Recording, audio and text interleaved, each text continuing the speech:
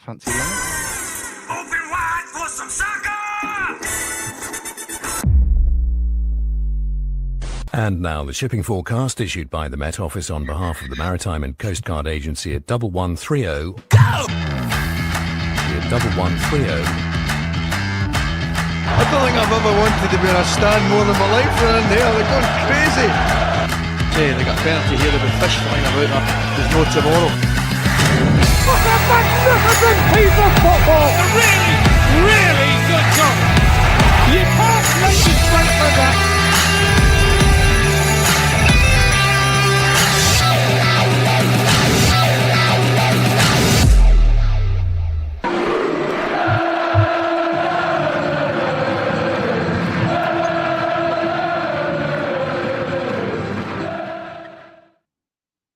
Good evening, you beautiful people. Welcome to the DN35 podcast. And what is now going to become a footballless support group for those of you out there. 7 days we've gone without it.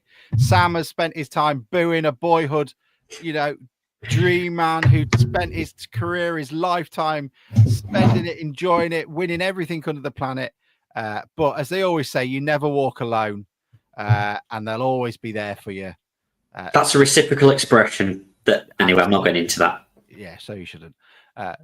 Scab. But there we go. Welcome to the DN35 podcast. It's the season review. It's going to be slightly more positive than last week when, we fucked that, didn't we?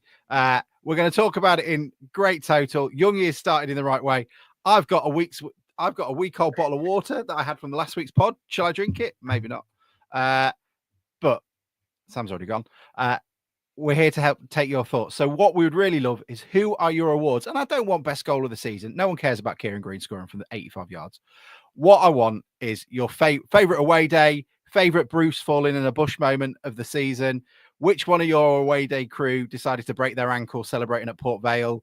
Which one of them got kicked out at Port Vale when they conceded in the 95th minute? We want those stories. We want the Danny Baker stories, not the, wasn't Kieran Green's goal good? Yeah, it was, brilliant. Hello, gents. How are you all? Wonderful. Happy Sunday, everybody. Last one. Let's enjoy it. Congratulations as well to Tommy Widdrington and his Aldershot boys winning the National League Finals Day, or whatever they call it nowadays. We've never won that. We're always too pissed. Didn't matter, but congratulations to them. They're having a bus parade tomorrow. I might even go down and get a beer.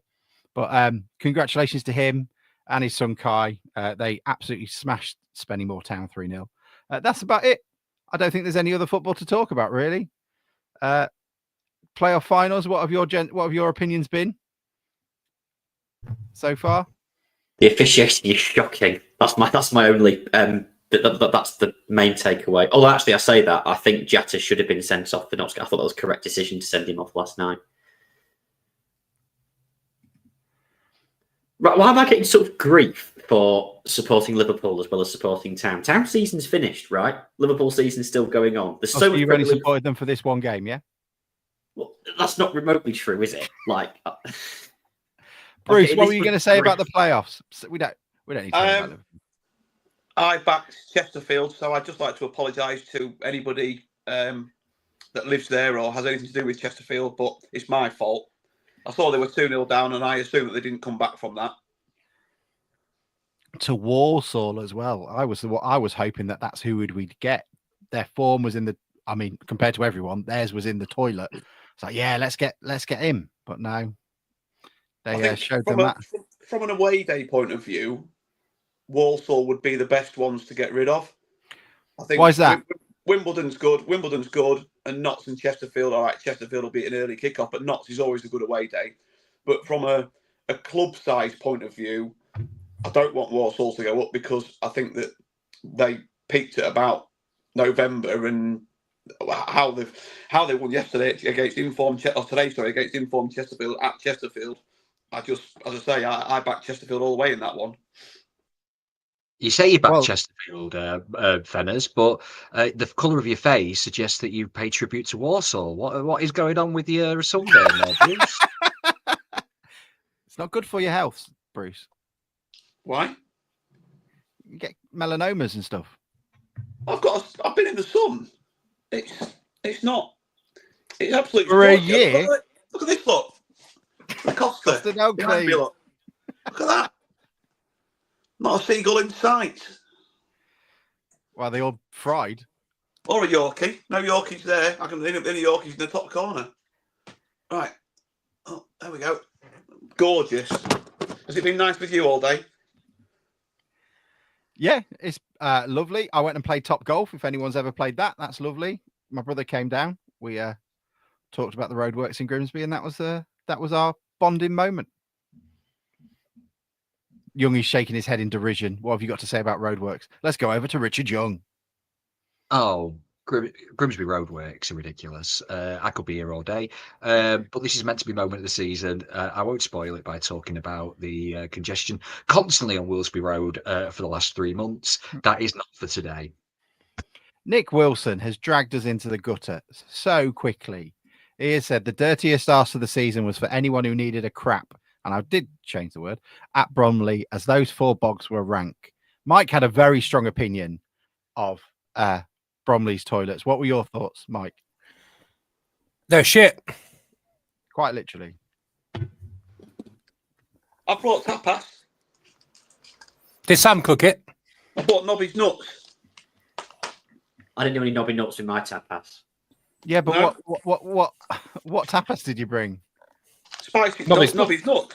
Nobby's nuts. Yeah, I get it. I'm just not joining in. Okay. The red ones look. Oh yeah. The red ones look. Speaking of red ones, Bruce, how's your bum? It's all right actually. I've sent off my sample for the bowel screening. Yeah, I've been meaning to say that about you, Bruce. We didn't all need to be copied into that. Yeah. CC'd. No, but it's good to talk about these men things, Mike, isn't it? It's Yeah. good to I'll talk. let you bum all. You could have at least BCC'd it, Bruce, rather than CC'd it, just for... Why No, you but don't then want no people one getting your would- email?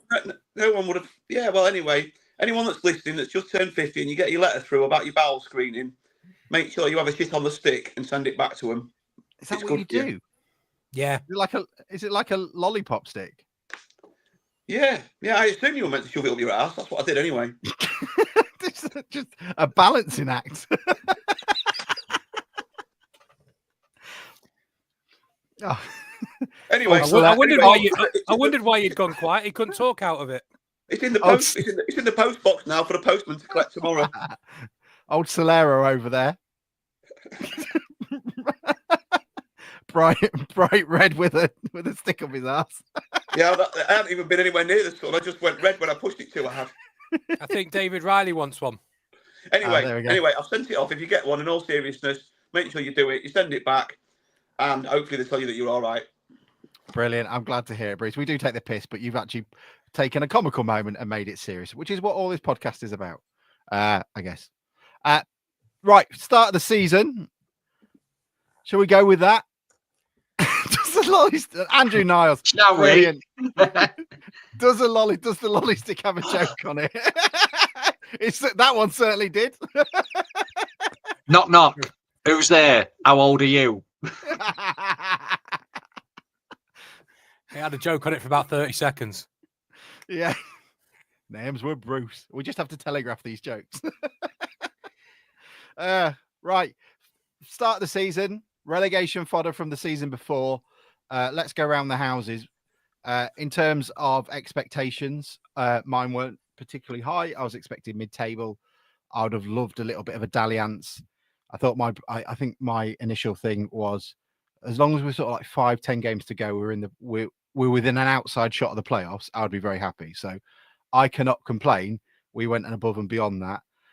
Mike, who's got his Surrey mug, and I know he'll talk. Can you tell me your expectations? I'm going to go grab a drink and then pass on to the next, the happiest looking one on the pod. I'll pass on to Bruce instead. Yeah, I think we was all pretty much in agreement, wasn't we, after last season, that this season should have been one of progression. I think that's what we wanted to see. I think we were all sort of around about the same area, but sort of top of bottom half, bottom of the top half. That was where we was looking at. Outside chance of playoffs is what we thought we could do. And I think we sort of wanted something similar to that first season that we came back up under Paul Hurst, a consolidation season, a little bit of rebuilding after a poor season last year. And yeah, I don't think it's controversial to think nobody was really expecting a serious challenge to anything, especially after last year. So pleasantly surprised this year, but I would be surprised if anybody was too different from that. How about you, Bruce, Mr. Cheerful over there? Yeah, I'm the same, mate. I thought, I think we said it, we did it at the start of the season, didn't we? I think, without checking back, I think 11th or 12th, maybe 13th, something like that would have been all right. Yeah, it was, and like you say, we went a little bit beyond that. Ultimately, not far, but yeah, a little bit. Well, I would imagine Sam and Youngie are probably the same. I don't speak for them, but what might be a better question is, what did you expect, Sam and Youngie, about how we would play this season? Not about sort of where we would end up, but we sort of took that step back with the sort of style of play last year, didn't we? So how did you think, Youngie, we were going to play this season in terms of footballing? Yeah, we ended the season quite pragmatically, didn't we? And even towards the end, where we were safe, he still didn't kind of like give any evidence, perhaps, that we were going to play this, but go back to kind of playing the ball keeping progressive football that he kind of promised and tried to play from the beginning. But then looking at the players that we'd signed, there wasn't particularly maybe many players with big physical attributes, and that maybe gave us a hint straight away that he's going to go back and try this again.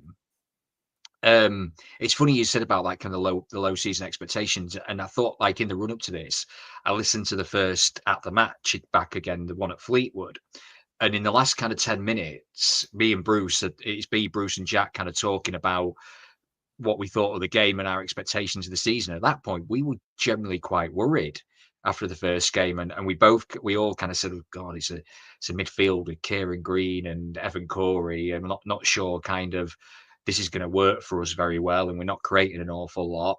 Well, that's looking at that team that started that day at Fleetwood. It wasn't much different to the team that ended the season, and yet they as a team collectively got better week on week out. And if someone had said to us sat at that table when we were recording that, well, actually, by the end of the season, we're going to be playing some really lovely football with these same players and give ourselves a real chance of the playoffs, then, I think we would have kind of snapped your hand off and asked them to buy us around very, very quickly. So the early season expectations, even the in-season expectations up until even at Lincoln, even till the Notts County, after the Notts County game where we got hammered, we thought, oh God, this is going to be a long one, but turned it around, didn't we? And it ended up being possibly the most exciting Football League season for 20 odd years.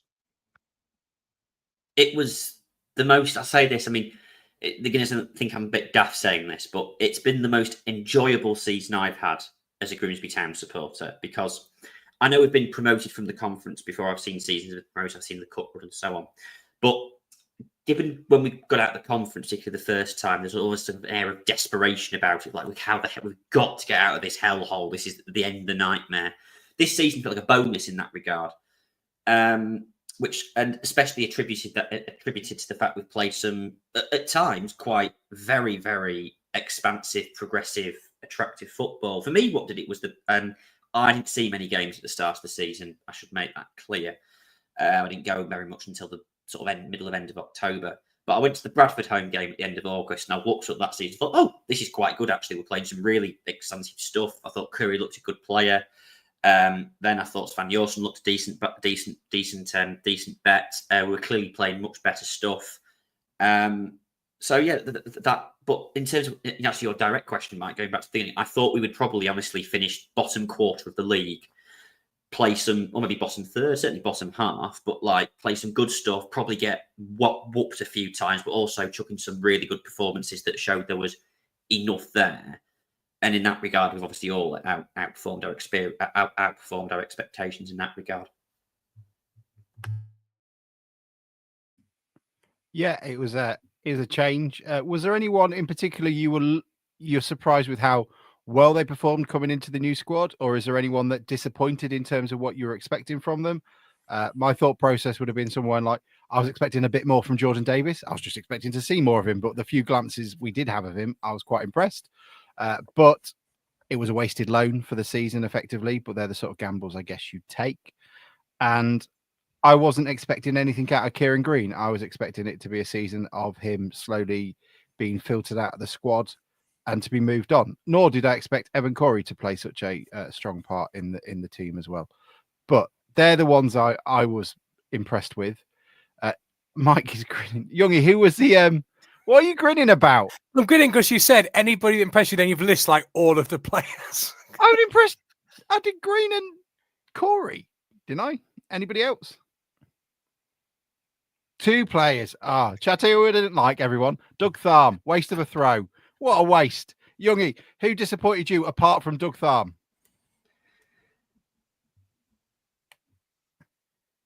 Well, Doug Farm takes the biscuit, doesn't he? But I think the keeper's probably got to be the Jordan Wright. I think he missed a bit. Obviously, he missed a part of the season, and he had a little bit that little spell where he saved penalties every other game, didn't he? But he was. There could be an argument. I'm not saying he is, but there could be an argument to say that he was the weak point in the team at some point, especially mainly because of his distribution more than anything else. I think the other one for me that was a bit disappointing was Lewis Cass. I remember when we played Stockport, him looking kind of like a real player and a kind of attacking right back, got forward, got a goal that day, and yeah, he just never seemed to click with him, did it? And even though he started quite poorly, Warren became a much better player than he did eventually, and even Svan Thornton playing at right wing back. So yeah, I'll go Wright or Cass. We had an interesting conversation on the podcast WhatsApp group. Mostly because I brought it up, so I'd like to get everybody else's opinion to see. I would have said prime second player of the season award-winning James McEwen was better than the 2 goalkeepers we had in terms of, I would say, distribution, communication, control, and command of area were probably on par. I would say probably Eastwood is better at commanding the area, but I would have expected him to make quality saves. Mike is looking quizzical. Go on, Mike. You can do your list and say whether or not. But I would have said, my hot take is, had that James McEwen, what year are we saying? 2015, 2016? Yeah. Maybe we'd have made the playoffs. It's just, I'm looking quizzical about you claiming credit for my question. Oh, sorry. I didn't know it was your apologies. I didn't know. What I'd said is, and it might be interesting to get some views, is if also, who did you hate apart from Doug Tharm? Who was... It seemed we was a bit torn on Crocombe, wasn't we? So we said, let's take him out. And anybody else you've seen, I don't think would seem better than James McEwen. And I think we would still. It's difficult to know because other things could have happened. But I would have liked to have seen him still at the club. I think he'd have still done a job last season and this season. But I don't think we've seen better than him since we've got back in the Football League. The 2 players I'll give you, one is Corey, maybe not as obvious as some of the others, but I think for his first full season as in professional football, especially after going out on loan to the arse end of nowhere last year and not really getting a game and looking like it might be drifting by, I think he's absolutely come on leaps and bounds this season to be actually one of our most necessary and consistent players at such a young age. That's sort of come from nowhere. The injuries has made that the case. It's just we've had to play him so many times, but he's coped with that well. Obviously, still lots of things to improve on, but I think that's a real asset for us. And whilst he had limited game time, I think Abikwu really impressed me. I know me and you, Alex, had some long conversations about him at the start of the season. I think if you could keep playing Abikwu, he would keep scoring goals. And when we saw him have that run in the team around just before Christmas, I think it was, he scored something like a goal every 1.2 games or something. So it's a shame we didn't get more out of him, but when he was playing, he was scoring goals, and that impressed me. That probably leads on to another point, doesn't it, about if we'd got Abikwu on the pitch more, if we'd got Vernham on the pitch more, if we'd got Davis on the pitch more. The reality is, I think, basically to improve and go forward, is probably, I'm jumping ahead here, but the first 11 for maybe, I don't know, bar 2 or 3 maximum, including the goalkeeper, is probably fine. But what has been beneath that is this rest of the season has probably let us down ultimately in terms of we've carried 5 or 6 players this season. How are you treated in meetings, Sam? Do you do meetings with like an agenda, or do you just jump straight to AOB? Is that do people like that? It was LinkedIn, wasn't it? The point that Mike made about there was Go on, Mike. Point. He's been spending too much time with Bruce. He's just too eager to get to the end and get off. He's like, everything else in the middle. Right, go straight. These were my highlights. Port Vale at home, Cheltenham away. Well, Since when have we ever had a structure hang on this on, podcast I before? didn't like Bromley. I didn't like Jordan Wright. I miss Max Crocombe. See you all later. I'm out. Carlisle was nobody good. else has noticed this. Bruce has changed his top. Oh, because yes, he as looked well, too hasn't he? sunburned.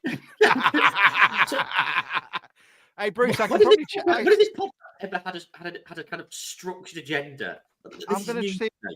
I'm going to see if I can change Bruce's auto white balance. See if it helps. He's changed his like it. top because he looked too orange. I've got You into look trouble like- for eating Chris on the podcast before. Double bloody standards. They're nuts. Different. They're good, these nobbies.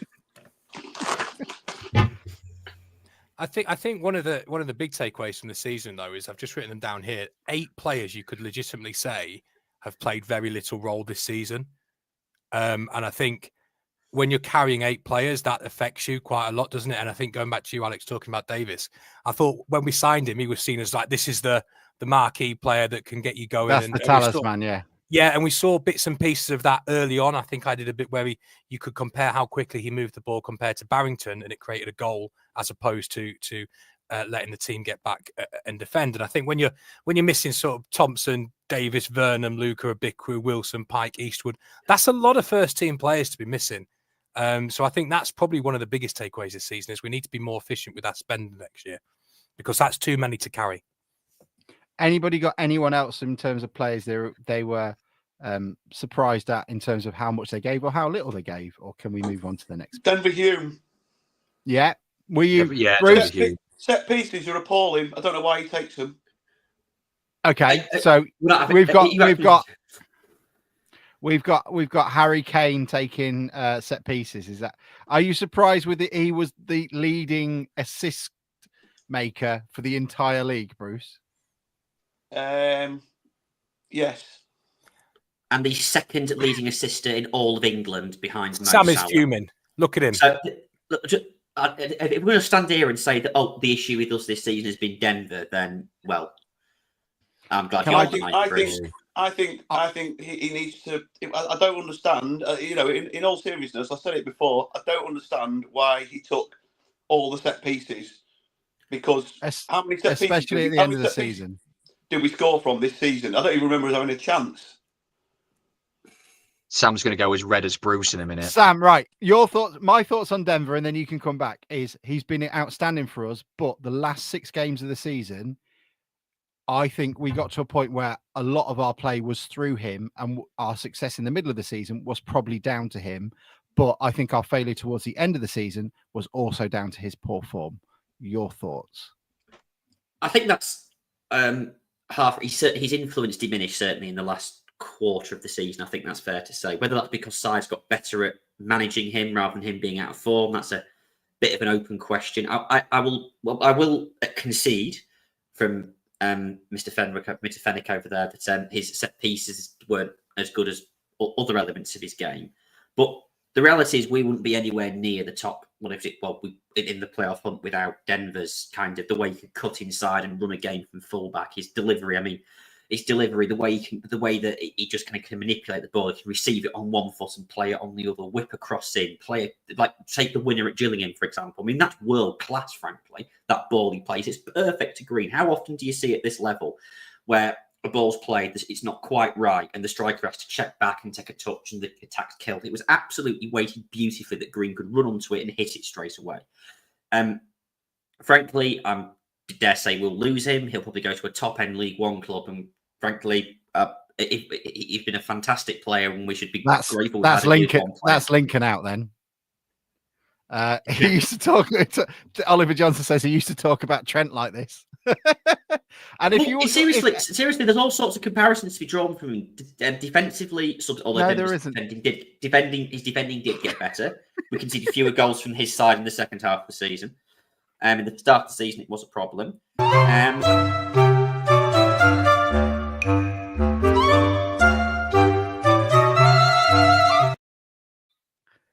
that help? Yes, Bruce. John is here. If anyone who's watching us live is wondering why we're all giggling, it's because John just put in the WhatsApp group "coming!" ! Followed by 3 dad jokes from myself, Mike, and Youngie, who all said, "I put wrong group," Mike said congrats, and then Rich said 2 fish about to become 3. John, welcome to the show. We've already done most of it, but you are happy to come on and have a chat. It also fills the screen far nicer. Mike, what were you going to say? Nothing about football. Look at that good-looking fella there. Look at him. Thanks very much. Gorgeous, stunning. Oh, was this because John was voted the most attractive on the group? It's a low bar. It's like those Player of the Year seasons, isn't it? When we got back in the league, it's like it's just McEwen. It's just John. How do you feel about being the heartthrob? Are you going to enjoy being the DN35 naked calendars, Mr. January, February, March, April, May, June, July, September, October, November, December? Well, I'll take it. Well, two things spring to mind. First, I told my wife very excitedly and played her the clip, obviously, and her only reaction was, "Yeah, but what do the others look like?" Which, to your point, was fair. Mike, you'll be maybe pleased to know, just between you and I, assuming no one else is listening, I was doing a race in a woman's dress yesterday, 100-meter dash, and I won. I won the heat. I didn't win the final. So I don't know if that sort of thing gets you going, but if you can, I'll send you a picture later. Me in a dress. I thought that had been banned now. I hope you were racing against men. Well, there is something going around. That's better than my joke. Sadly, John, my wife agreed. Yeah. Yeah, there is a WhatsApp video going around South London at the moment. I hope that wasn't you, John. What was I'm just going to look through it. There's so many. Oh no, I'm 27 minutes. You started 27. Are you talking about football already? Have I missed all the talking shit? Yeah, we've gone straight in. We know there's We've got structure. We've got structure apparently this week. You're not allowed to jump around subjects, or so I've been told. We ain't got time for foreplay. We've just fucking gone in. Just fucking throwing ourselves at it. Lots of disappointed faces. It's taken a whole season, but we finally got there. What was fucking knows? I'm gone. I'm done. Maisie would like to mention Svan Thorsen's improvement in as the season's gone on.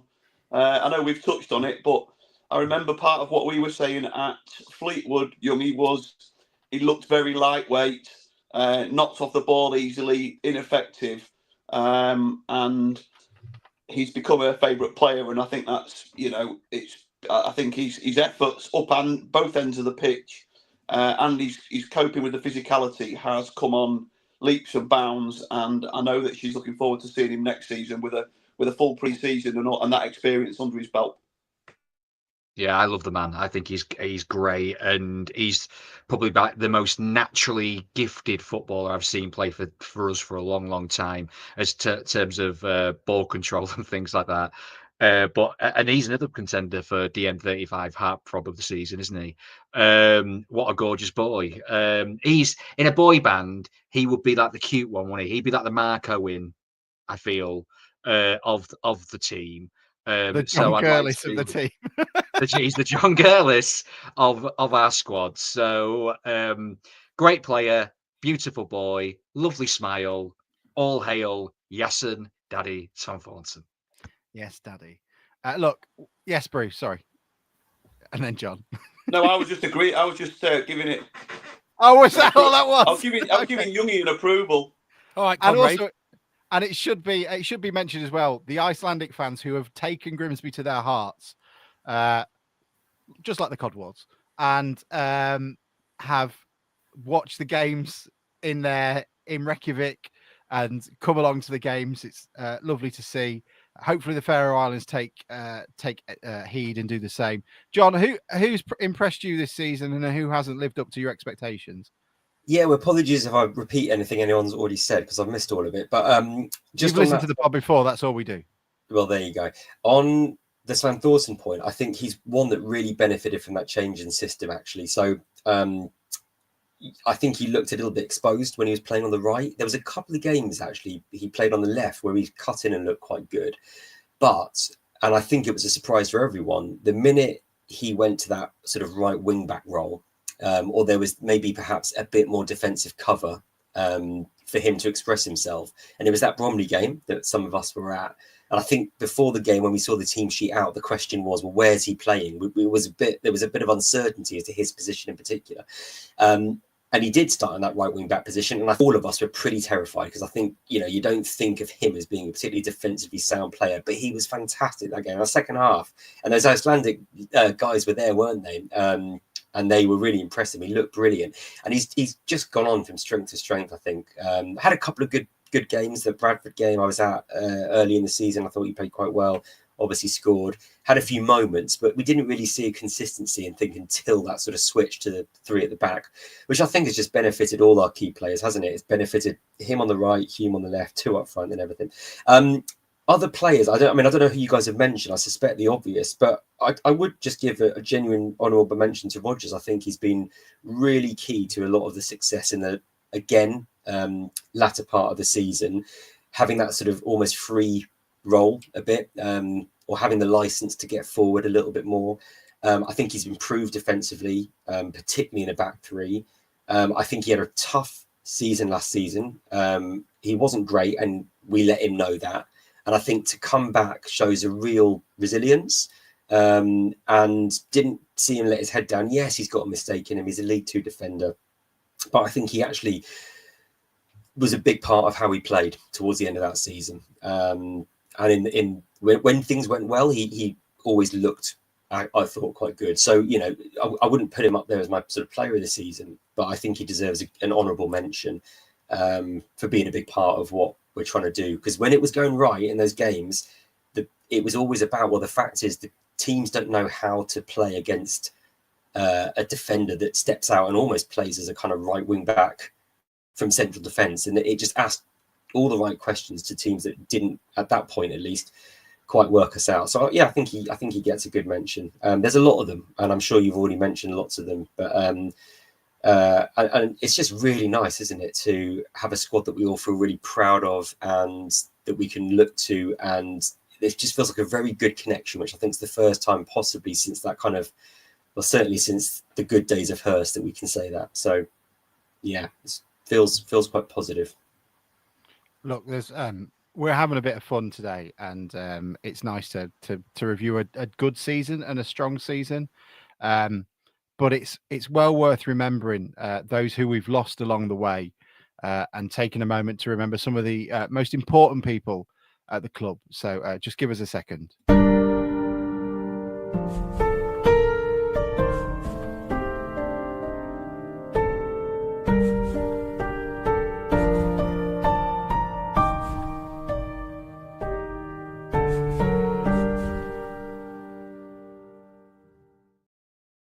And I think it's a moving tribute, especially for those of you who are on the listening to this as an audio.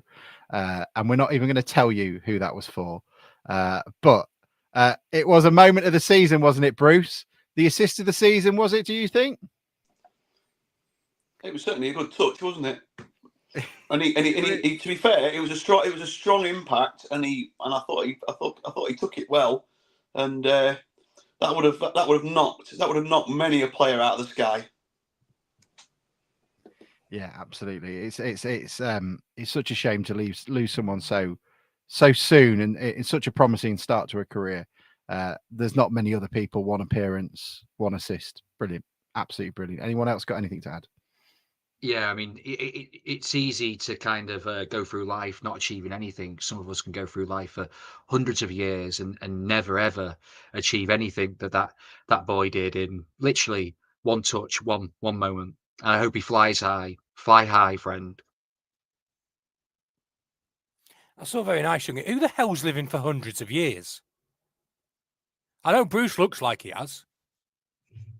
Grimsby diet does it for you. It's all those bad sausages. That wasn't even an innuendo, but there we go. It's how we roll.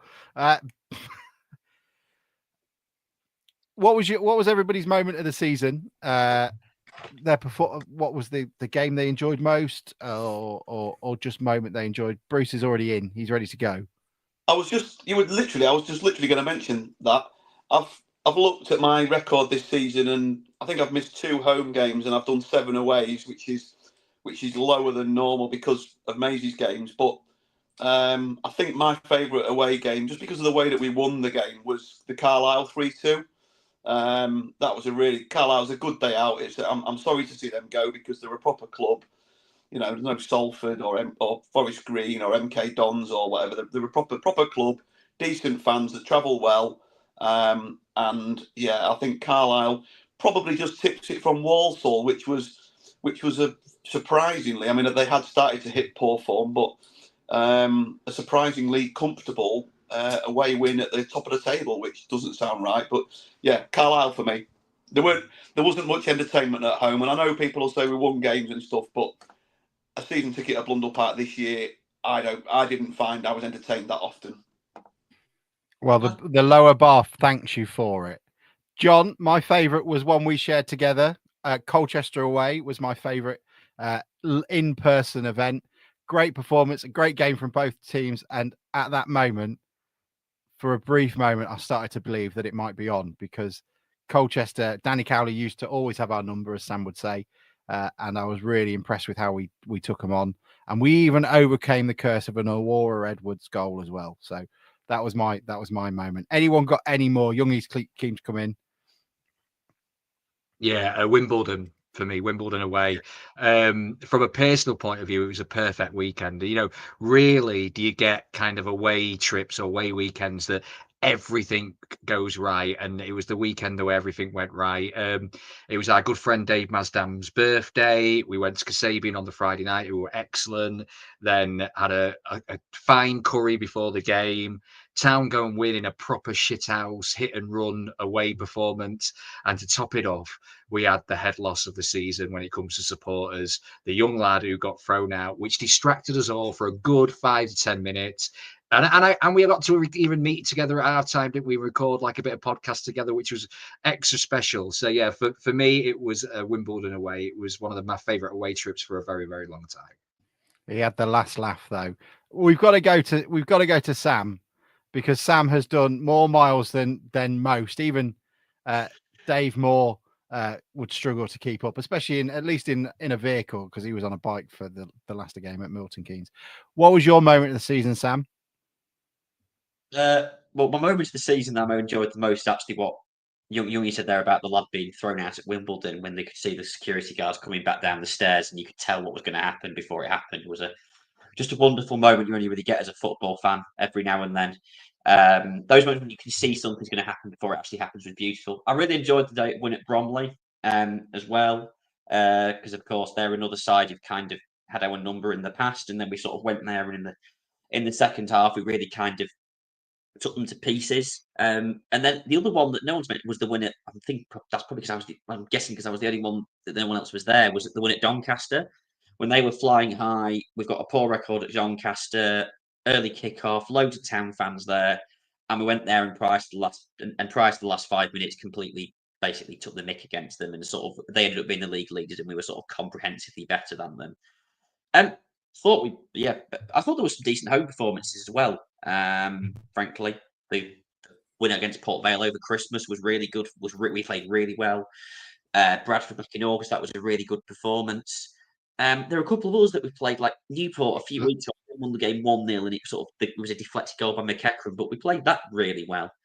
We're not quite. I don't think the sort of. I mean, I know that we're 20th in the form table. Were there any of the 46 games you didn't enjoy that you can leave as a morsel for anybody else to talk about? It's like Top of the Pops. No. Shall I tell you, Mike? Mike, I'll tell you who it reminds me of. You know, in Mike Bassett, when they're asking Pele who could win the World Cup, and they're trying to get him to say England, and he goes through about 16 teams. So, what was your one moment of the season you enjoyed, Sam? And what was a moment that others who didn't spend as much time dedicated to Town wouldn't have noticed that you picked up on? There's a question. Oh, there's a question. There was a home game earlier in the season where Sean Pearson got whacked in the face in the dugout right in front of us. And all you could see was Danny Rose laughing his head off at it, who found it totally hilarious, that's basically anything you'd spot from my season, the main stand, really. But I know I can't. I was in flow there, Matt. You've broken my train there, and I'll let Bruce go. Mine is a question for you though, Sam. What was the best lunch of the season? Oh, the best lunch of the season was the Turkish Vic and I had at Cheltenham. Wonderful lunch that was. That was really nice. We had a hot mezzy starter, and then we had some like chicken sheath stuff. It was beautiful, absolutely beautiful. I had some other outstanding pre-match meals as well in there. Went to Steele's, of course, a couple of times. That was pretty good. Although I do think age 26, when next season starts, nearly I'm going to have to start buying my own lunch. I think time is up as a freeloader. But Well, you're You'll over a get to quarter the of a point way where to you an don't Angel eat- Mariner. You get to the point where you don't eat lunch and you just stay in the pub. Have they forgiven you, or is Auntie Lunch secretly happy that you didn't meet them at MK Don's and she didn't have to feed you that week? Sorry. well, I found out that Dad paid for lunch that day rather than Nancy lunch, so I'm not sure it didn't really bother her that much. So I've got a couple of real quick ones. Wimbledon and Bromley. Sam and Young George spoke about them for all the obvious reasons, but two bits of the seasons that genuinely made me laugh is firstly David Attell speaking at the Player Awards night about Danny Cowley and all the shit he was getting, and he just turned around to him and said, "Well, at least I'm the best coach in my family." I thought that was quite funny.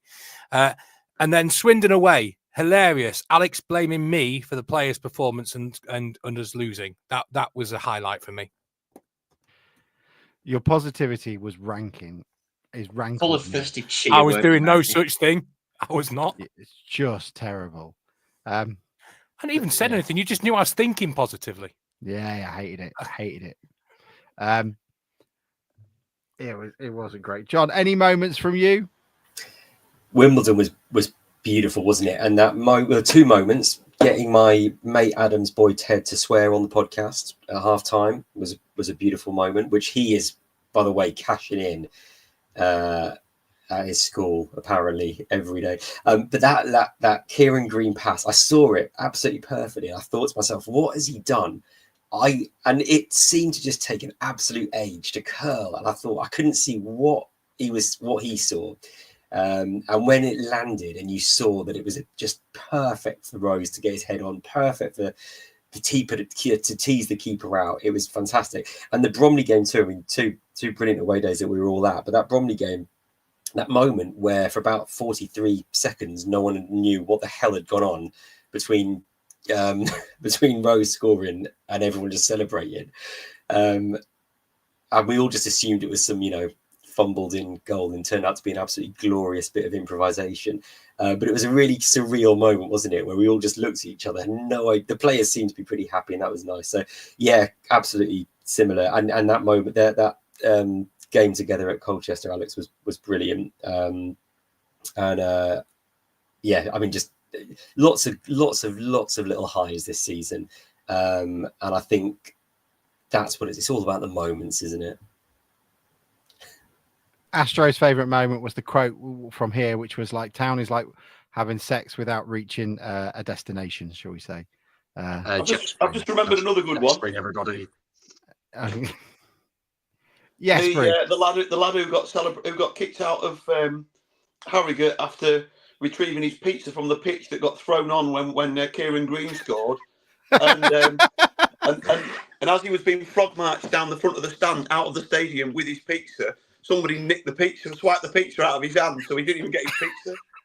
Could you imagine having to explain that at the magistrates' court on Monday morning? Why did you chuck him out the ground? Well, he had a pizza. He dropped his pizza on the pitch. He climbed over the barrier to get it, and they nabbed him. And but by all accounts, he got back in. He changed his jacket, took his jacket off, and he got back in. So he was a winner. I don't think he paid either. I'm glad to hear it. Though he obviously went hungry, which is a shame. Hopefully he knocked up to Sam and got some lunch from him. That's it really for that part of it. It is the final of Gameapalooza for Dockfest tickets. 2 free Dockfest tickets from Doc's Beers. We've got Trevor and Wayne in a second to fight it out and see who wins it.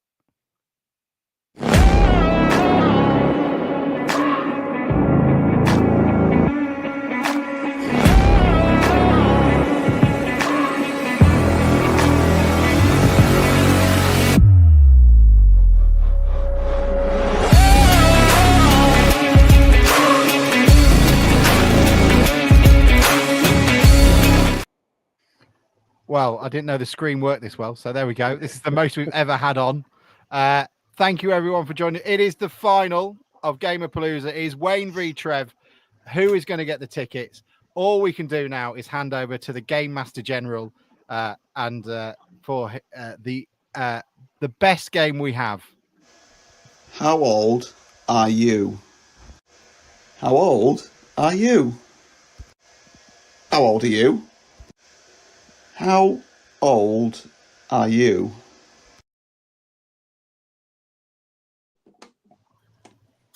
That's marvellous, isn't it? They are the credits to beat all credits. Right, boys. If you don't know the rules, I don't know if you listen to Talk Sport, but they do the birthday spread. I tell you, I'm going to tell you a person. Bloody hell, what's he doing with that? I'm going to tell you an event, and I'm going to tell you a player or a person, and I want to know how old they were at that event. The winner is the one that is the closest over all 7 goes. We okay with that? Yep. Right, Trev, you're on the. Actually, I've got Wayne on the left. So, right, we've had an anniversary today. On this day in 1991, Cocker's got his double against Exeter. But how old was he on this day in 1991, Wayne? I'm going to say 25. 25. Trev? I reckon it was a bit older. Let's go 28. 28. John Cockerill was 29. So, Trev, you're on 1. Wayne, you're on 4. Okay? So this time it's Trev to go first.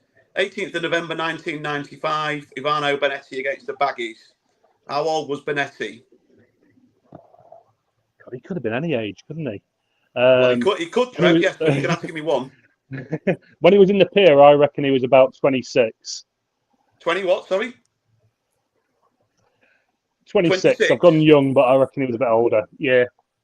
26. Wayne? I'll say 28. 28. He was 31. So, Wayne, you're +3, so you move on to 7. Ooh. Trev, you've lost 5, so you're on to 6. And back to Wayne. 20th of October, Wayne, 1994. Alan Buckley moved to West Brom, but how old was he?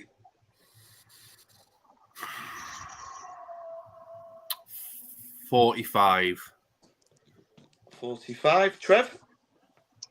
Yeah, it'd be about that.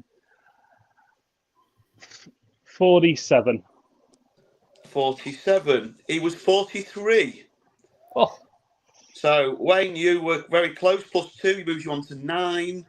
And you were 4 out, Trev, which moves you on to 10.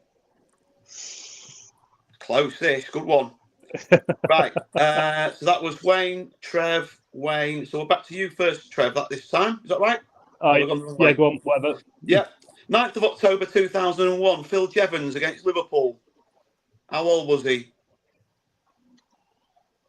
23. 23. Wayne? 25. 25. He was in fact 22. Well done, Trev. You've clawed one back there. So you're on to 11. Wayne, you were 3 out. 9, 10, 11. You're on to 12. All to play for with 3 to go.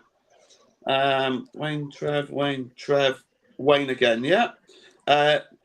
19th of September 2013. Rob Scott was sacked for gross misconduct by Grimsby Town. But how old was he? 39. 39 says 1, 2, 3, 4, 5. That was you, Wayne, wasn't it? Mm-hmm. 39. Trev? Yeah, that's a hell of a guess, Wayne. I'll go 41 then. 41. Guess how old he was? He was 40. You're both 1 out. Wayne, that moves you on to 13. This is good scoring, boys. Good guessing. And Trev on to 12. All to play for with 2 to go. And we're back to Trev first. On the 22nd of March 2018, Grimsby appointed Michael Jolly as manager. But how old was he? So that's the 22nd of March 2018, Michael Jolly. 39. He was 39, says Trev.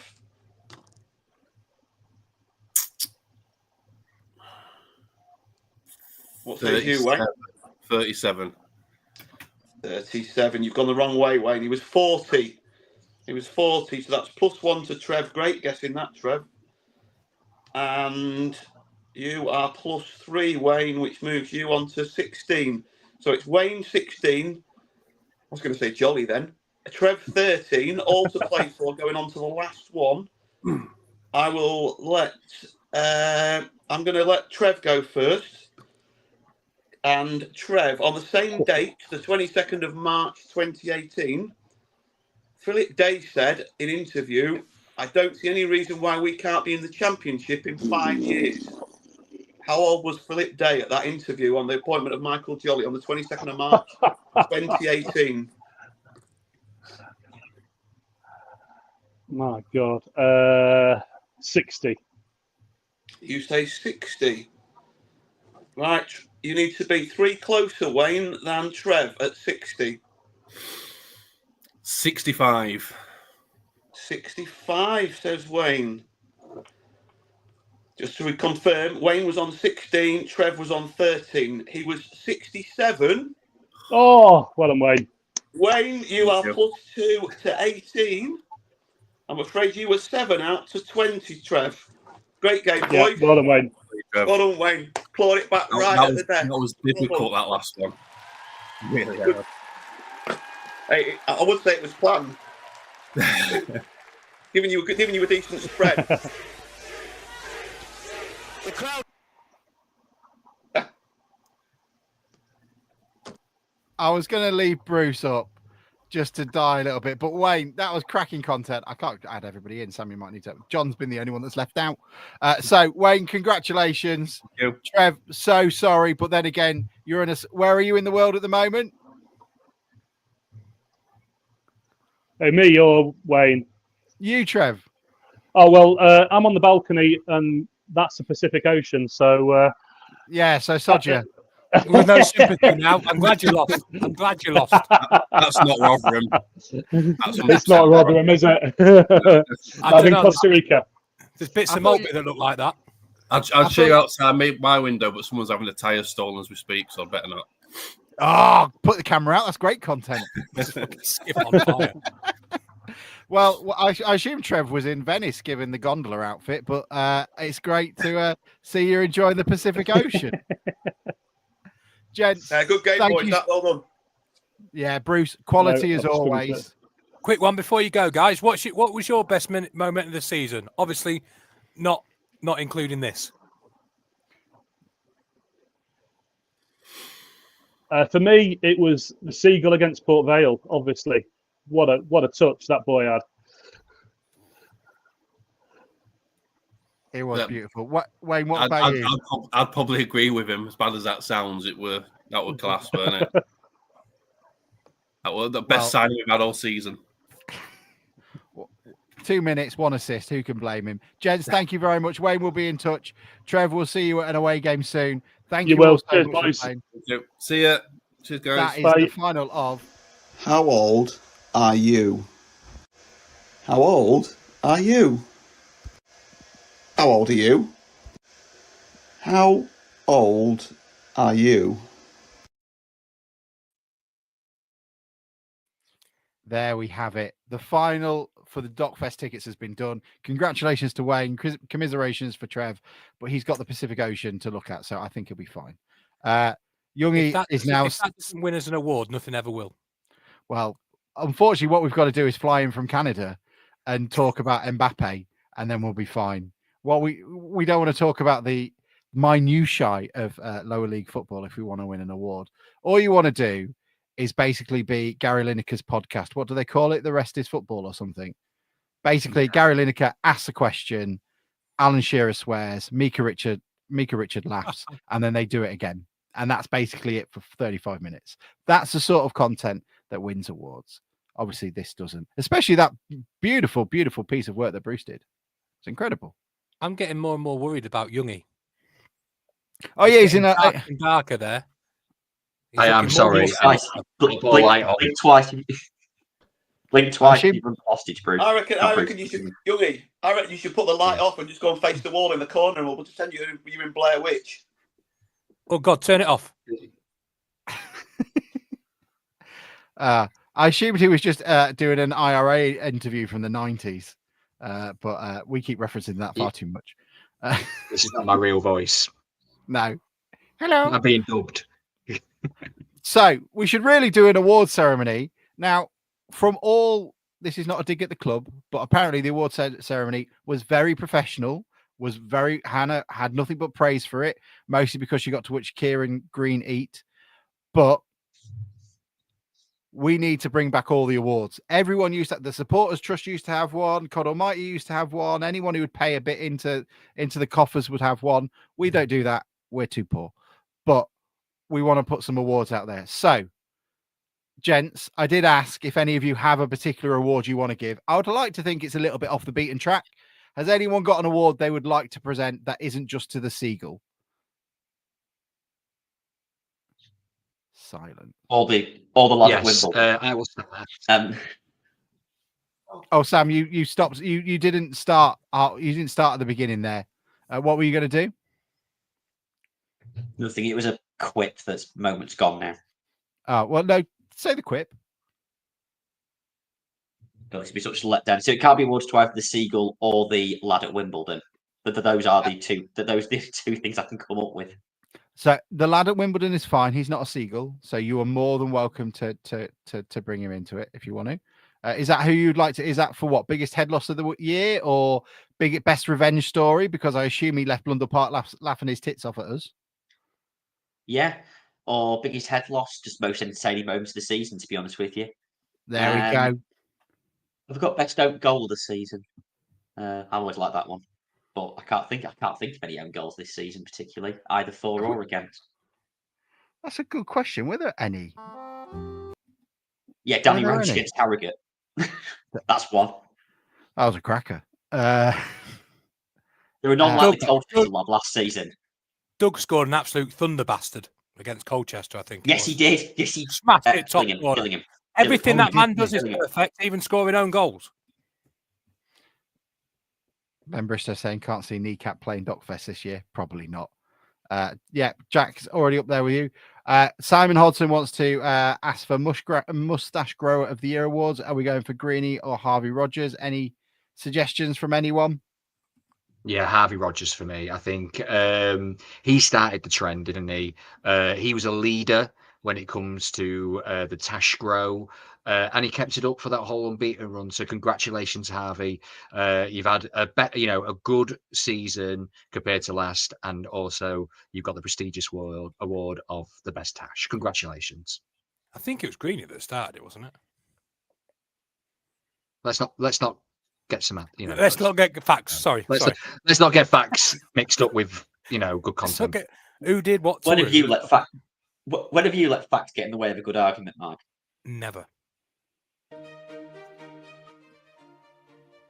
There we go. This is the only award music I could find, Mike. I'm really sorry. It just sounds like the Bake Off, to be perfectly honest. We're making quiche. Bruce, before we talk about Auntie Lunch's best lunch of the season, what was any awards you would like to give out, given your litany of information that you have available to you as the town's official archivist? Actually, this is quite no, but I'd like to. I've forgotten the shittest food of the season goes to MK Dons. You just reminded me. That was appalling. Was it? Absolutely. I lost it. I got the wrong one, Mike. Oh, I'm so Can sorry. I interject while you're finding it? That is my award. Is the best content of this season is Bruce's review of MK Don's food. Hang on, I've got the problem is I've reached 100 files, so the thing's freaking out at me. 2 seconds. Bruce, what was the worst food you've had at the during the season? Well, at MK Dons, at the counter I went to, we got there quite early as well. Once they'd finished taking the bloody Harry Haddocks and flags off the kids, and we got in the ground, and I went to the snack bar, and they had Ribena or water, and then they had which is basically what Ribena is. There was no pies. There was a couple of bars of chocolate. It looked like they'd already started winding down for the season about February time. and they just weren't ready for last away game of the season for 2,000 town fans to turn up. It was absolute shambles. We've got no pies. Food choice is shit. The sooner we get out of this place, the better. Liquidate them.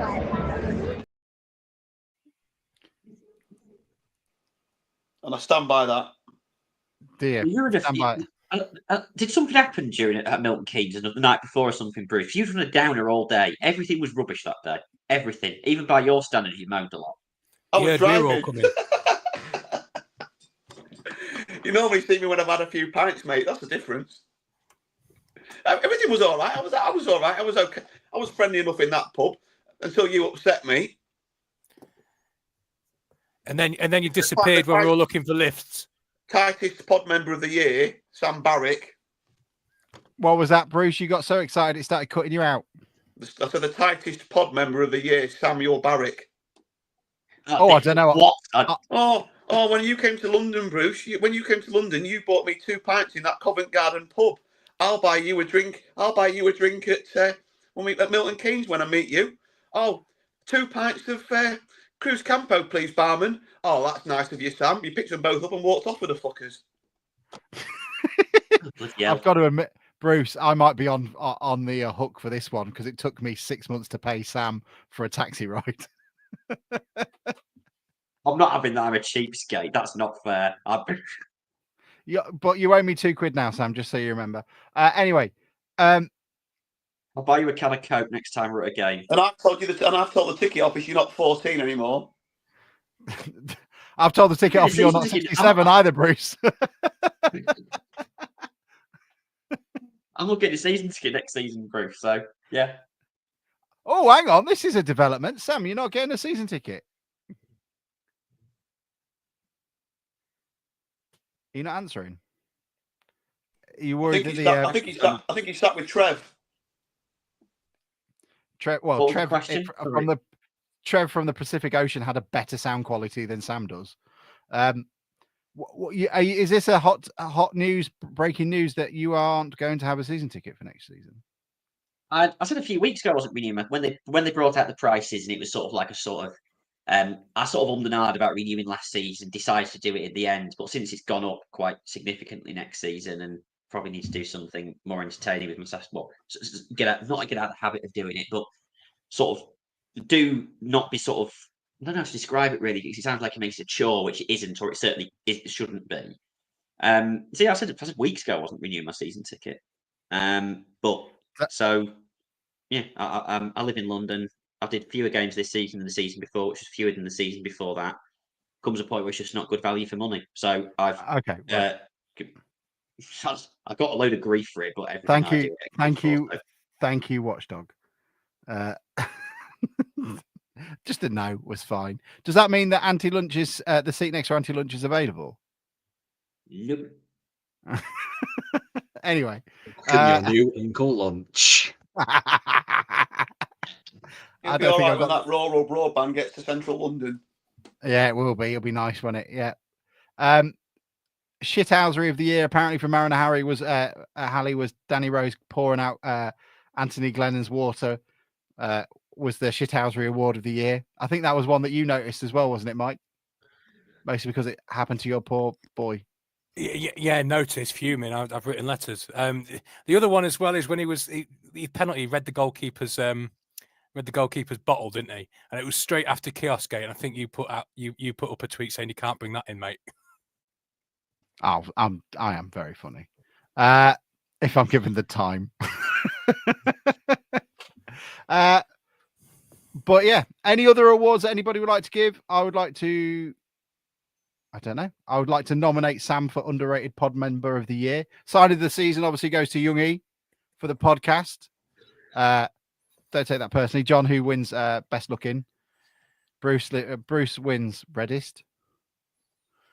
I thought my credits for the week when you weren't on was the highlight of the season. Technically, it really was. And Mike is the yard dog of the podcast, doing actual work and bringing us back. Bring it back. I would like to nominate Bruce award ceremonies. Yeah, that's what I was about to say. I would like to nominate Bruce as actually and this is very humbly, as Quizmaster of the Year, because firstly he comes out with a calendar's game and you think, I can't be beaten. It's the game of the season. And then bam, how old are you? Podcast sensation, nothing can compete. I'm humbly admitting that Bruce is the Quizmaster of the Year. He's like Motown, just hit after hit. You think it can't get better, and there's another one. Hit after heavy hit. Walkman.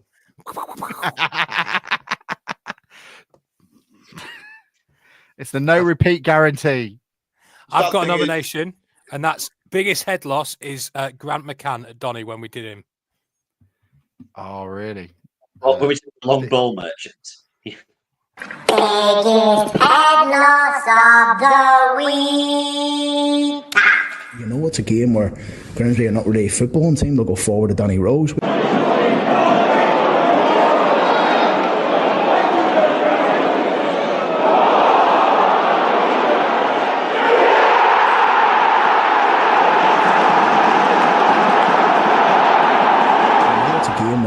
Grimsby are not really a footballing team. They'll go forward to Danny Rose. It's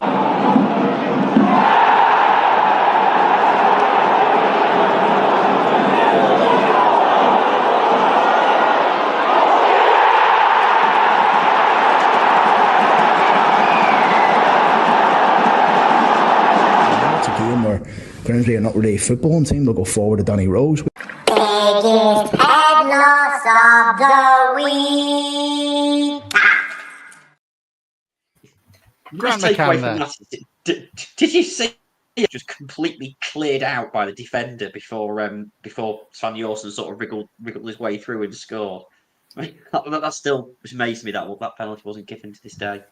What were you going to say, John? Was that the same game where someone complained about a Bitquo's irresponsible Spider-Man celebration? Yeah, it was the guy. I mean, what was going on that day? It was the guy. I think he's a great guy. I think we speak to him a few times, but he does vlogs, doesn't he? He said, you don't like to see it. I'm like, you do know he's not actually Spider-Man. Like he's not actually got the power of doing it. Like,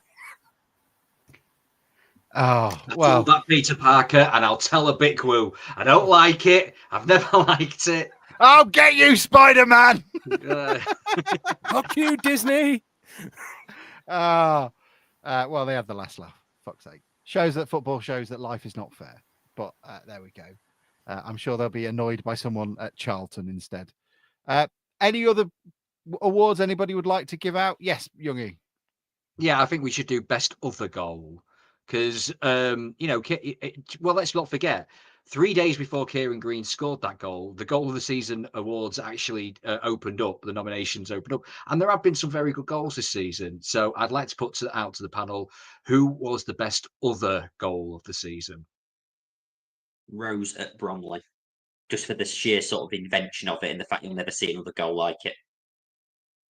George McEachran's beautiful in-swinger in front of the Osmond. Did Ben Davies score a good one? Yeah, against Cheltenham. There was a cracking Doug Tharm header, but because you won't let me have that, I liked Charles Vernon's left-footed curler at Chesterfield away just after half-time. I thought that was a banging goal. He scores a couple, actually. He usually cuts in and curls it in the top corner, which is why I like the one at Chesterfield, because it's a bit different. Ran straight and just hit it. Just gave thunder bastard it. Beans and Gregor, I loved Svan Thorsen's first goal, the Bradford one, because the Green does some incredible work there. He takes a touch with his back to goal, rolls the defender, goes on this marauding run. And at this point, remember, it's the Kieran Green from last season we're all thinking about. And suddenly, this was the sort of first moment of this season we're seeing him go on one of these runs, and he plays a beautiful ball in. Svan Thorsen does that lovely little dummy where he lets the ball run across him, takes out two defenders and just passes it, inside the keeper's near post. I couldn't believe I was watching. Felt like a very different Grimsby at that point. And it was the start of Kieran Green was sensational that day. About a minute later, he took the ball in his left foot and curled one that the keeper had to tip around the post. You just thought, is this just a weird one-off game? But it was a great season. So all the goals just mentioned, but I really like that one. I thought it was and the celebration was great because clearly Svan Thorsen was a liked member of the squad. and he's made a big decision to move countries. He's a young lad, and almost everyone in the team ran up to him, and it just looked like a really genuinely lovely moment as well, actually. So yeah, I'd say that goal. I'd put that in the mix. Would we all agree about McEachran as player of the season? I voted for Denver. Yes. Yeah, I'd go for McEachran. So I voted. I'd have had McJanet in there a month earlier. Yeah. Yeah, absolutely. I think he's probably one of the most under thought of, really, because McJanet's so calm, consistent, and the fact he plays on the left with the left foot won't bore you again, but I think that just is brilliant for the team's balance. And he doesn't get many plaudits, but I think he's been fairly consistent throughout the season. So, you've got a Greenie running, causing havoc, McEachran dictating, Danny Rose scoring goals. But I think McJanet, yeah, you're quite right, Bruce. He's probably undervalued or underthought of. And that's probably because we conceded so many goals, isn't it? Yeah, I voted McEachran, but I think there's a shout for Green. I think McEachran's key. He's literally the linchpin of this team, isn't he? He's the key to the way we want to play. But if we're talking about a player of the season being about sort of moments and assists and contributions, I think Green, really does deserve it. And just considering the fact that I think if he'd have left in the summer, very few of us would have really, batted an eyelid. And he just became absolutely probably the first name on the team sheet most weeks, and we looked really, really poor without him most weeks. I think his contribution to the season was significant. But McEachran, when he was missing, it was so obvious, wasn't it? It was a big George McEachran hole in that team when he wasn't playing. There's a couple of lessons, I think, in this season. I know we spoke about it last season. There's a couple of lessons about judging players too early. I think you can look around. There's a whole host of players that have come on leaps and bounds since last year.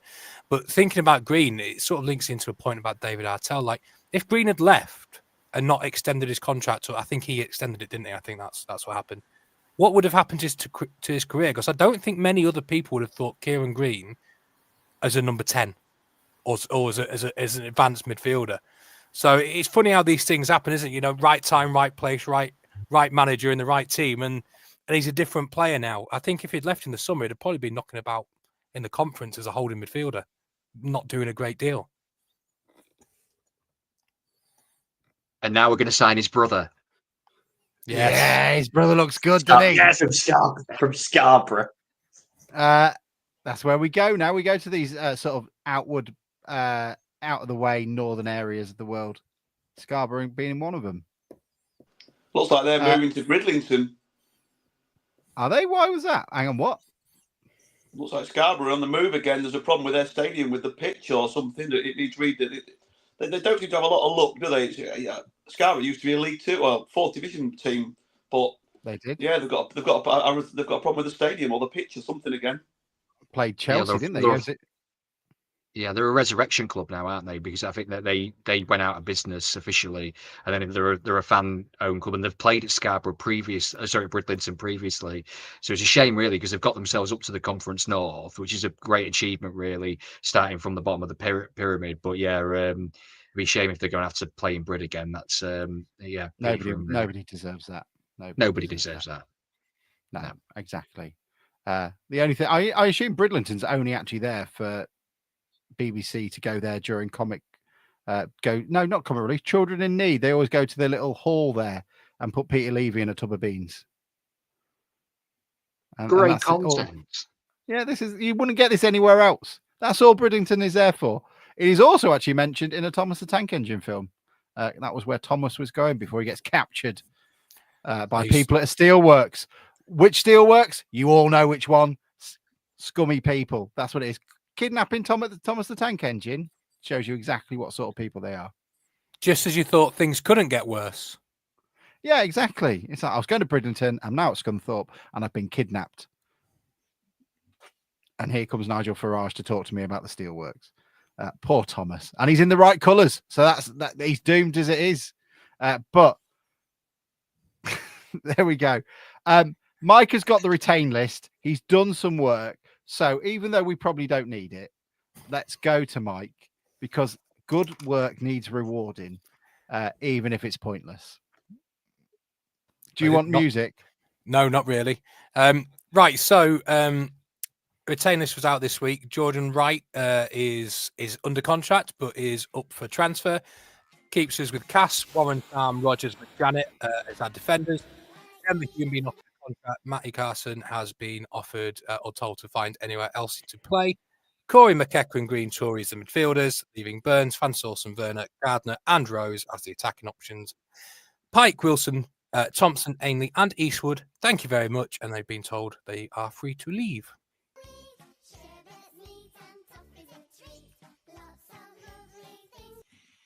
And there is the retain list right from the Tinkerboo factory. It was nice.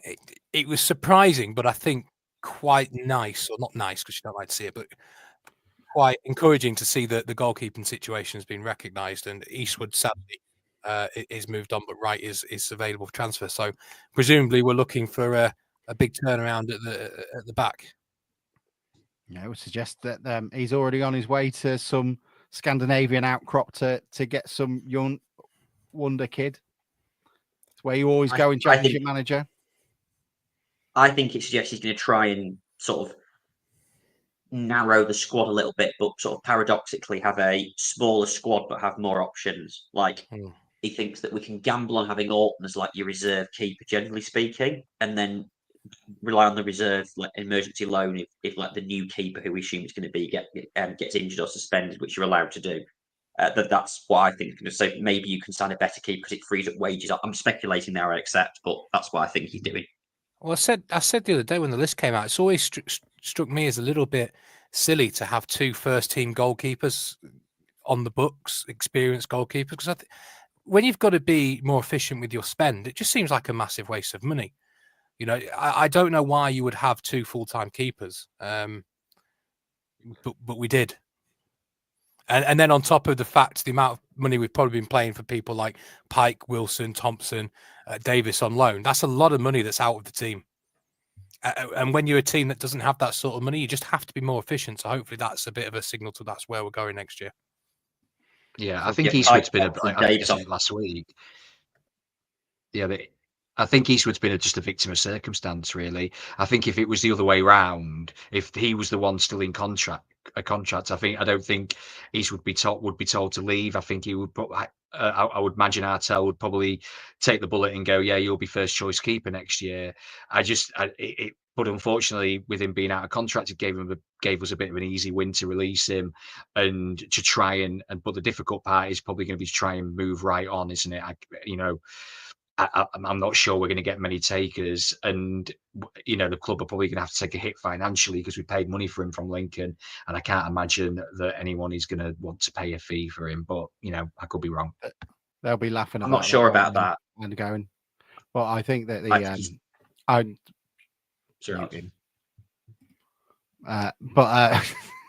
I think probably the conversation is been had with Wright saying, look, you're on here for 3 years, but you haven't lived up anywhere close to the expectations we expect from you.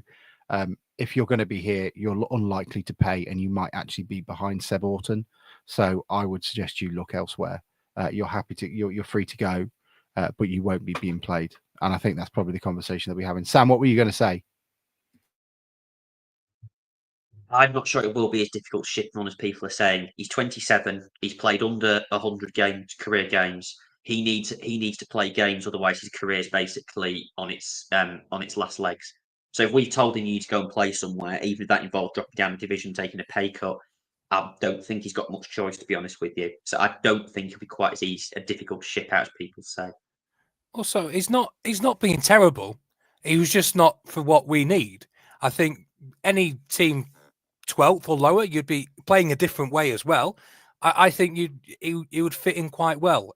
So I don't think he's been terrible, and he was sought after well at Lincoln. So I think he's probably got enough cash in the bank to get a deal. One thing that does concern me is Tharm, Rogers, and McJanet, as well, Cass and Warren. I like all of those players individually. I don't like them as all of our options. So I would take Tharm, Rogers, or McJanet as a player in our back two, but I wouldn't take them all at the same time. So I think we might need to do a bit of squad building there, because I can't see Warren and Cassie are only right back options. And then are you only defenders, Starm, Rodgers and McJanet? Are we going to get much better than we got this season? I think there's an issue there that needs to be sort of dealt with in the pre-season. Yeah, I think absolutely. Considering that we had one of the worst defences and we conceded a lot of very similar goals, we're putting a huge amount of onus on the goalkeeper, and I think there's some credit, in that approach. I think if we get a good, experienced goalkeeper who can command his box, distribute better, it does lend itself to a more solid defence and better style of play. The risk with keeping the defence, as you said, Mike, is that I don't see how that team can play. Those players can play anything other than a 3 at the back or 5, however it works. I'm not confident in Rodgers and Tharm as a back 2. If McJanet's out, I assume McJanet's probably the first name on the sheet. I'm not confident in Hume as a left back without that cover behind him. And I'm not confident in Warren or Cass by themselves as a right back without the cover of the other 2. And I think we can all assume that Artell would probably prefer to go back to that the sort of 4-3-3 he wants to play. But I think with the personnel we've got, it just naturally suits the 3-5-2. So putting everything on the goalkeeper to solve it is a little bit of a risk. It will expose us if it doesn't work. My big regret this season, criticism, I think, is we were talking in this and certainly chat amongst the fans in various WhatsApp groups weeks before we went to 3 at the back that was the preferred option. It was fairly obvious. We needed 2 up front. Rose was exposed. We needed to bring the best out of Hume. That was going to mean we had to sort of sacrifice him in defence, and that didn't happen till Bromley, and that was far too late. And we went on a great run, and you never know, how the season might have panned out. My worry is if we stick with what we've got and we go start the season with 4-3-3, are we going to sort of find ourselves under similar trends? And then it starts actually, if a goalkeeper comes in and doesn't have a particularly good start and lets in a few of the same kind of goals that we've been letting in this season, confidence goes down, the fans start to moan, all the usual stuff that happens at every football club, but particularly ours. So only seeing Wright on that list, who we don't see him every week, but it strikes me as a potential risk there. It's a mid-table defence, and that's fine. But I think next season we need to be doing more than that. It's not even mid-table, is it? There's only 5 teams that conceded more goals than us last season. I think there's a lot of circumstance or context to that. I think the team we've got at the minute as a defence isn't great, isn't terrible. It's a mid-table one. I mean, to flip that point about, yes, they've conceded a lot of that defence, but it also created a lot as well. So you would argue, wouldn't you, that you kind of give with one hand and take with the other with our defence this season. If it wasn't for them, we probably wouldn't have scored half as many goals as we maybe have this season. But I think you're right, Alex, and I think you're right, Mike. I think that and the points that John makes, we concede a lot of the same goal, don't we? They tend to be a lot of set piece goals where we're not physical enough in the box, we're not big enough in the box, don't tend to win second ball and get punished for it. It's happened a lot of times this season, and it's certainly something that needs addressing. I don't think necessarily it's because the players that we have are not capable of doing that. As Artell said himself, he probably hasn't done enough coaching for it, and perhaps the whole zonal marking thing that we do isn't the way forward for next season.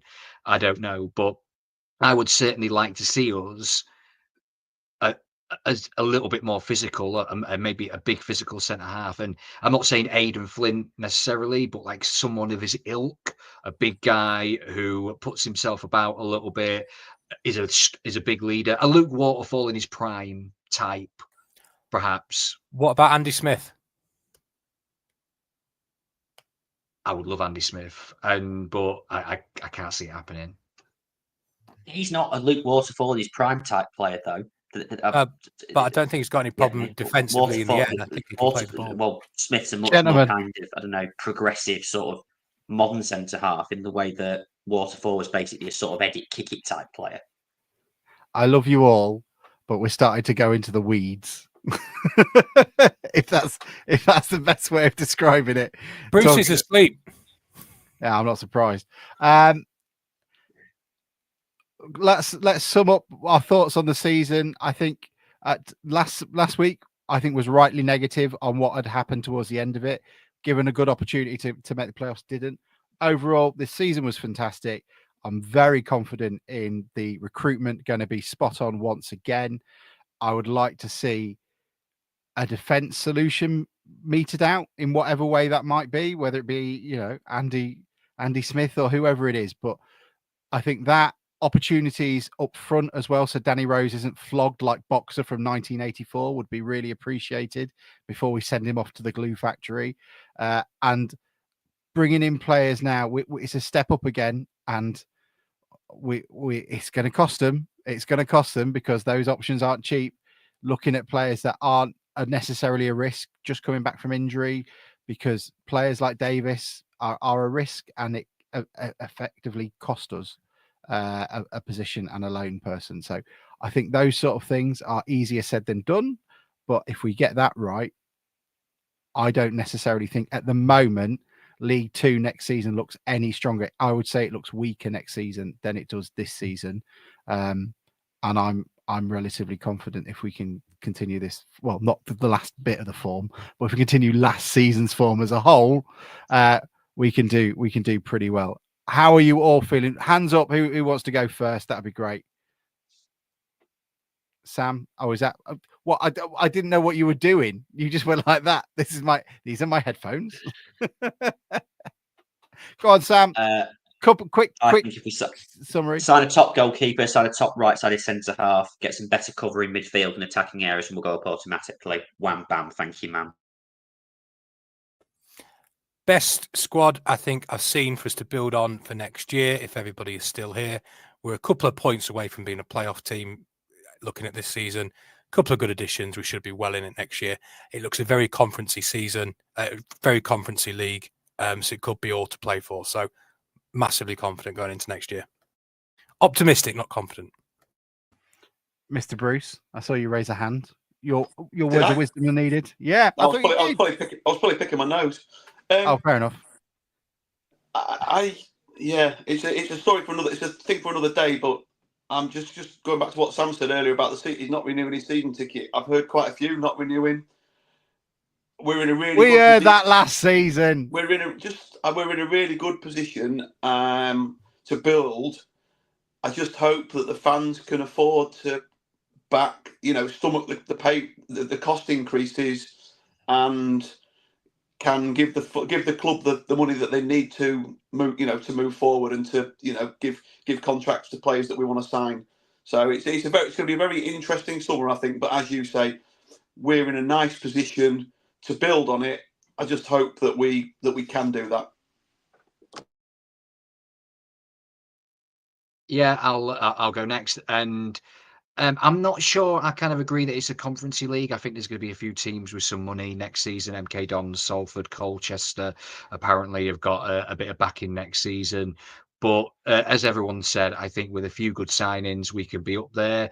Look, unfortunately, the promotion train did get cancelled just outside of Scunthorpe, unfortunately, due to signalling issues.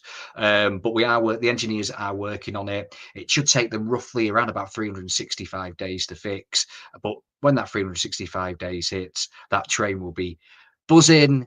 Sam will have his conductor's hat on, and we'll all be having a party, won't we? Fuck's sake, I've got fun of that.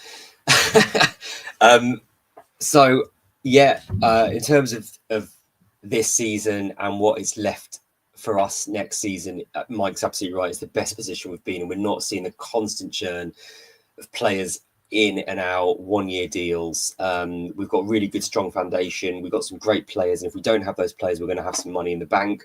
I'll be very excited and interested. We need to get some key players in. And I think when we do, that could potentially solve, the problem that Bruce has raised about the excitement that perhaps is going around the club. My only sort of caveat to all this is I think it's a very unpredictable league. League Two generally, there's not an outright win, an outright favourite. Money doesn't guarantee you success, as we found out this season.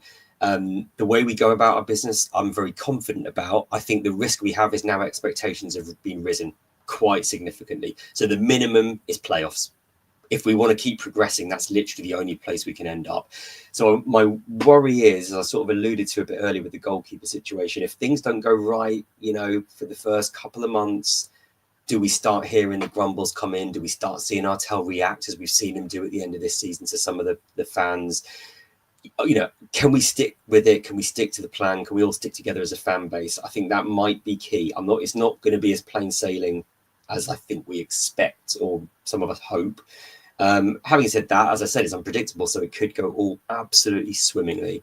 But there's always going to be bumps in the road with this team, isn't there? I think if we can get a bit of consistency and a couple of extra, strong players in that first 11, I think we have to be confident. But let's just, make sure that we back the team whatever happens. I would look to Mansfield in terms of how we're gonna put this together, and it's worth reminding each other that they were slow to pull it all together. It took a bit of time. They even had a little bit of a dip where I think they finished sort of just outside the playoffs, then finished sort of 12th the season after. But put faith in the manager that you want. I think these guys have got faith in Artell, and we'll see what happens with it. Is there anything anybody wants to surmise or any passing business before we get off? Last bit. Next week on Thursday, Polly and Andrew are joining us to talk about the season and to go through it. Always really appreciative for the team to come on here and talk. We will be asking questions. It won't be live for no particular reason other than it's going to be done in the afternoon, and I need to make sure that work don't notice that I'm not working, so we won't do it live. But what we will do is take questions for you. But can I be a dickhead and say, let's go with something different? Let's try and find something else out that isn't just, when are we moving to a new training ground? What's the budget? What other ones do we tend to get? Any others? When are we signing Omar Bogle? I'm still trying to recover from you asking if you can be a dickhead. You never asked before. Well, that's true. So cruel. And any like you're interested in the answer either. Yeah, exactly. That's very good.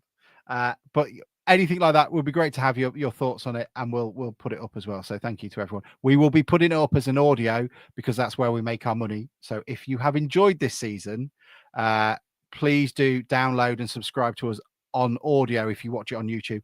We tend to make it for YouTube and then get paid off audio, and that money just goes back into running it. So hopefully it means wonderful people like Pete Rose who are and 3Q Nuts who are going to be on the shorts don't have to pay for us, and don't have to keep us like kept men dancing for them, even so we can do it that way. So please do sign up if you don't. Thank you everyone for joining us.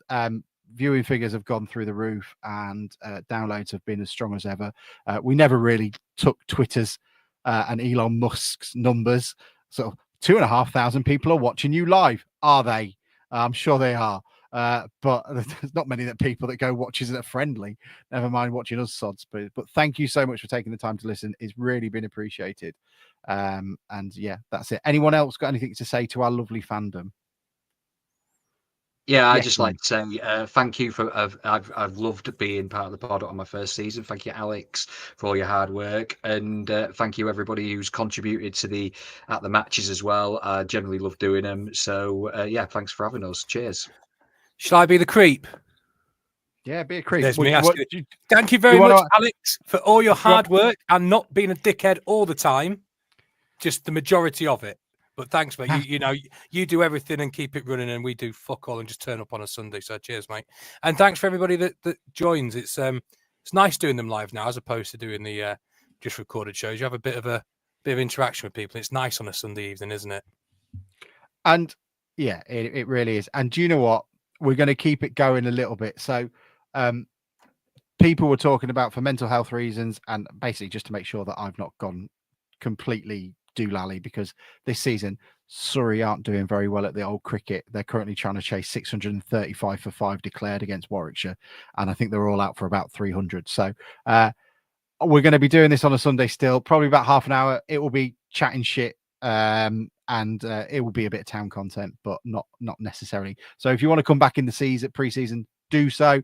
Other than that, we will be here live. So if any of you enjoy this and just want to keep connected, then you are more than welcome to. That is it, unless anybody else has anything to say. Perfect. Up the fucking Mariners. Open wide for some soccer! And now the shipping forecast issued by the Met Office on behalf of the Maritime and Coast Guard Agency at 1130. Go! At 1130. I don't think I've ever wanted to be in a stand more than my life around there. They're going crazy. Hey, they got penalty here. There'll be fish flying about there. There's no tomorrow. What a magnificent piece of football! Really